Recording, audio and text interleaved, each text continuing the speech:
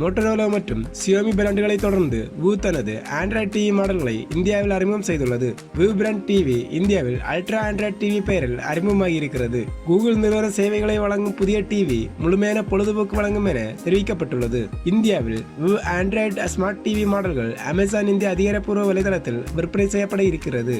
இவற்றின் விற்பனையை Amazon prime வாடிக்கையாளர்கள் செப்டம்பர் 28ஆம் தேதியும் பிரைம் அல்லாத வாடிக்கையாளர்கள் செப்டம்பர் 29ஆம் தேதி முதல் வு ஆண்ட்ராய்டு டிவிகளை வாங்கலாம்.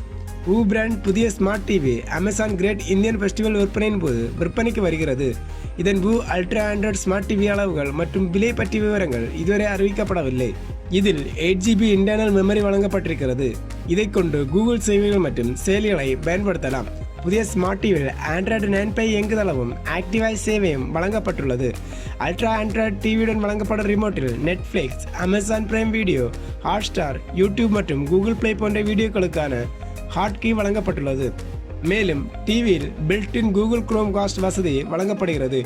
இதை கொண்டு திரைப்படங்கள், நிகழ்ச்சிகள், புகைப்படம் போன்றவற்றை ஆண்ட்ராய்டு, iOS, மேக் அல்லது விண்டோஸ் சாதனங்களிலிருந்து ஸ்ட்ரீம் செய்ய முடியும். இத்துடன் பில்ட்-இன் டால்பி மற்றும் டிடிஎஸ் சரவுண்ட் சவுண்ட் தொழில்நுட்பமும் வழங்கப்பட்டுள்ளன.